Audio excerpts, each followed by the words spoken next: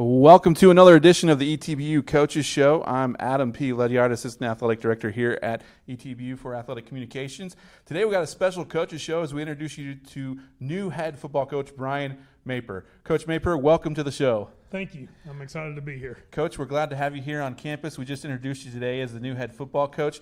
But before we dive into a little bit about your football knowledge, we need to get to know who Coach Mayper really is. So, Coach, why don't you tell us a little bit about, where you're from, where you grew up, went to college, and kind of who you are as a person. Okay. I grew up in Houston, Texas. I was a two-sport athlete, football and soccer. I went to Sam Houston State University to play football. I was a punter and a receiver. An injury kind of cut me short of my playing career, so I went into I was a restricted earning coach, kind of like a graduate assistant now. The head coach decided after a year that I was going to be his restricted earning guy. So it was a great move for me in my career. And then at that point, I went to Southern Arkansas University for my master's degree. The head coach there, Steve Roberts, played a pivotal role in my conversion to a Christian. I didn't have faith growing up, and through Coach Roberts and his weekly devotionals, I started seeking. And in October of 1995, I accepted Christ, and a lot of it had to do with the people on my path. My wife, Teresa Mayper, and Coach Roberts. That's a great journey, Coach, especially to hear about the faith journey aspect of it. And then how has your faith journey affected you now as a coach? Because when you were talking to the football team, you talked a little bit how you went from Southern Arkansas to Howard Payne, and you've started some FCA groups and chaplain organizations and things like that. Tell us now a little bit about your faith and how that's affected your coaching style since you've gotten into coaching. Okay. Well, when I went to Howard Payne, I just accepted Christ again a year before, and we were going to Vance Gibson hired me on, a strong Christian leader, and he asked if my wife and I wanted to go to a FCA coach's spouse enrichment camp. So before I stepped on campus, we go to this camp, and I just fell in love with FCA. I was on fire for Christ. I get to Howard Payne. There was no FCA there. So I said, I need to start an FCA. I had 3 pivotal students. One was an All-American for us. Another one was a great defensive back that ended up transferring to Texas Tech. And the third one was a softball gal that they probably played a stronger role in my faith walk than I played on them at that time. It was a blessing to have them around us. And FCA grew on the campus. It was outstanding to see everything. We were there for 9 years. From there, went to Frisco High School. Frisco High School had struggled in their football program. We get there, and again, FCA was non-existent. We started that up. The kids were drawn to it. We started bringing more people in, and then we were winning. We ended up beating the number 10 team in the nation to win our district championship. And that gave validity to everything we talked about on the field in FCA. So it was a great time being there. I went to Navarro, which I believe God led me there to have the opportunity to come back a few years later. So we were there real quick. We won the first time they won in a while. That took me to Lamar University. Our head coach took the job there, and our head coach let me do whatever I wanted to, faith-based. I always wanted to start a chaplain program. I've heard about it at different Division I schools. So our pastor, again, God led me to this certain church. I thought he'd be awesome as a chaplain. He agreed to it after we prayed over it.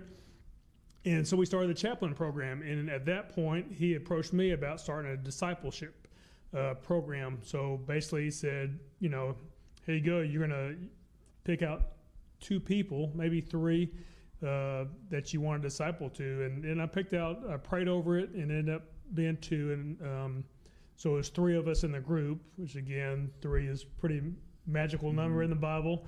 It was our starting quarterback and the athletic trainer, and they were ready to be disciples.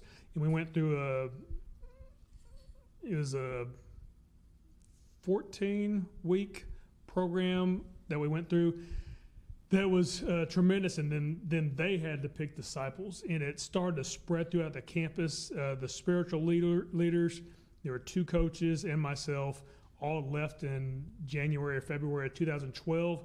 But what we had started there spread through campus like wildfire. There was no spiritual leadership after we left. There were great coaches, but spirituality wasn't a priority.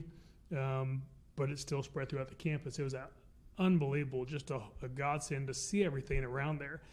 So then I go back to Navarro College as a head coach. So as a head coach, you kind of get to do what you want to do. At a public school, you're a little tied back, but the president I had there, Dr. Sanchez, was incredible, and he told me to do whatever I wanted to do spiritually with the team. We had FCAs, and we brought in speakers that we brought in as character speakers. The character speakers from God-led Case Keenum to come talk to us. Chad Hennings that played for the Cowboys came and talked to us. And the speakers that were just presented to us was no doubt God had a hand in everything. So we get to that point, they start talking about character, but everything character-based is scriptural. So it tied over to that. We started to do community service there. We were servant leaders throughout the community. The campus started to change. The way guys acted, the way guys talked on a junior college campus was you saw a total transformation. Had 16 players that had a chance to play in the NFL during my time there. And out of my time there, we had just over 100 players that accepted Christ. Wow. So even though 16 went to the NFL, the over 100 is a lot more important number. Wow. While I was there, I was honored FCA Coach of the Year. I don't like to take a lot of praise, but it was a great honor. I was pretty emotional over it for Central Texas. And it just, again, gave more validity of what God was doing, that people are recognizing this. I had a chance to go overseas to Serbia. Coach there, we had a lot of success playing the European Championship game and talking to those guys over there about relationships with Christ. It was just planting seeds. And then again, with us having so much success on the field, it gave validity to everything we did. Mm-hmm. Wow, it's amazing to hear what God can do in one person's life and how that one person can affect so many people. And so thank you for sharing that with us. I'm excited to hear more about your faith base and your walk with Christ through this here at ETBU and how that's going to affect our student athletes here. So you've told us a little bit about your faith background, how you became a believer.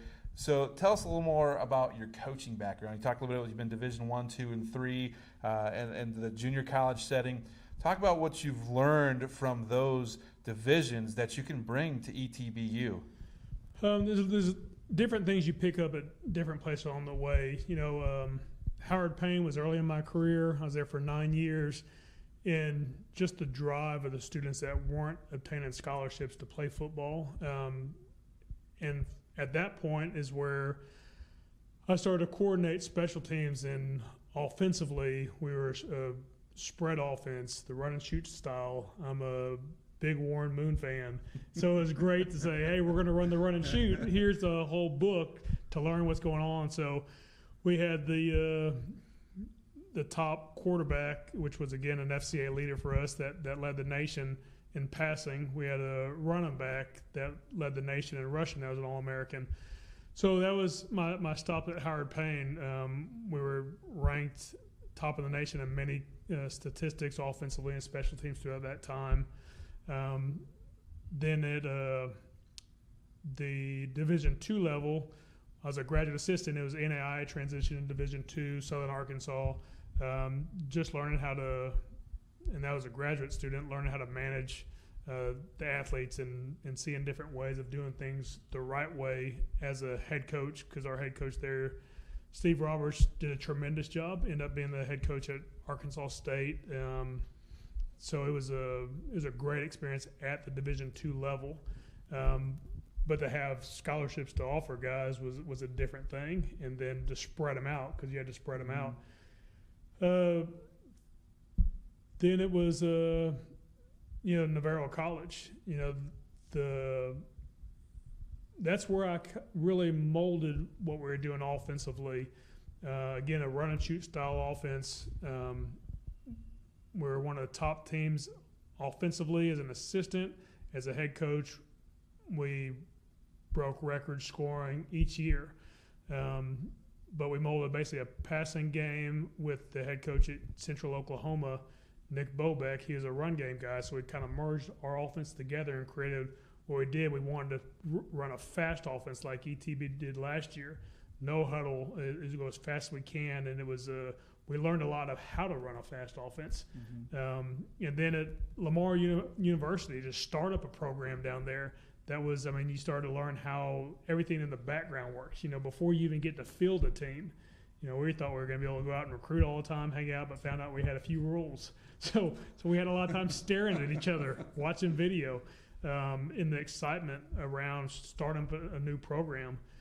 And then overseas in Europe, just the hunger and eagerness for guys to learn was tremendous. And they learned not to knock their coach over when he had to play center a couple times because our center had to work that night. So that's kind of what I've learned along the way at different places as a coordinator offensively, special teams coach, special teams coordinator, and a head coach. So now that you have all this, you've come to ETBU, what is it that you want to do at ETBU now with your student athletes? You know, to me, it's we always talk about faith, family, and football. So, as a faith aspect, just everything we talked about, everything I did at Navarro College, as far as or at Lamar University, as far as discipleship, Navarro College, as far as building servant leaders that can give back to the community. That's important to me, from teaching guys in a faith aspect to help these guys grow in their walk with Christ. Family, to guys to come together.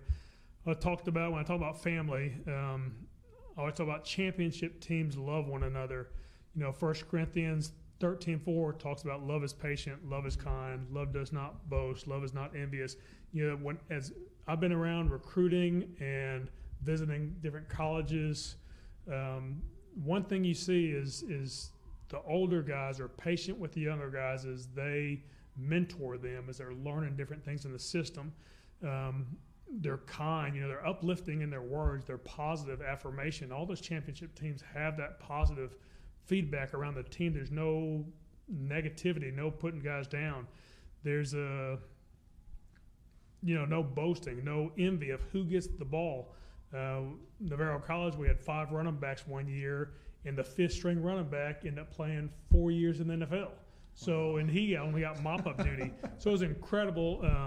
So that's the football, the family side of it.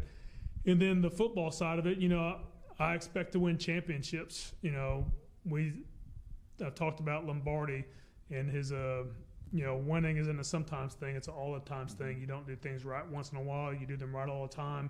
One is a habit. We talked to guys about creating championship habits. Setting higher standards, expecting greatness, and then to be great, you have to have a burning desire to be successful. It's like being held underwater, wanting to breathe.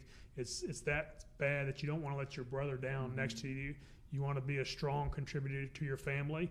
So, that's it's my philosophy is the whole football program, and to win championships. You know, my vision for every student athlete that comes here is to leave the hill with a diploma in their hand, to have a national championship ring on their finger, and to have a heart of a servant leader and a disciple of Christ. One final question. You have your family here today. Tell us a little bit about your family before we end the coaches show. Well, my wife, she's my rock. She supports me in everything I do. She's been dragged all over the coaching world. She's been dragged across country. Not too many coaches' wives can say they've been dragged to Europe for a year and a half. So she's a professor at Lamar University. She teaches a lot of online courses, composition-based. The smartest person I know. Again, she's everything to me. God put us together for a reason. So it's a little bit my wife. She's put up with me for 22 years. She's a pretty special lady. My 2 children, Micah is 17. She'll be a senior next year. Despite my voice, she has an excellent singing voice. I guess it's just playing music while she was in the womb and in her room all night. And she's a cheerleader back at home, so she enjoys the competition cheer, tumbling, stuff like that. Really special child. She was the joy of our life when she's our first child that we had. Just a joy to be around. And then Mia, she's a combination of my wife and myself. Luckily, she got my math side, my wife's everything else side, so she's extremely intelligent. She's my buddy. She's the one that hangs out with me on different things. I tease her saying we're going to make it to the Amazing Race one day. I don't know if she could handle that. So that's my family. We have 2 cats because I have 3 females in the house, and they like cats, and 1 dog. Well, I may be calling you coach. I've got 4 boys that the ages 8 down to 1 year old, and so we're always looking for babysitters. That'll be good. So we may have to do that. So, Coach, thanks for talking to us today here on the ETBU Coaches Show. I want to thank everybody for tuning in and watching here on the ETBU Sportsnet. We'll have more with Coach Mayper as the fall comes about. Thanks again for watching here on the ETBU Sportsnet as we meet new head football coach Brian Mayper.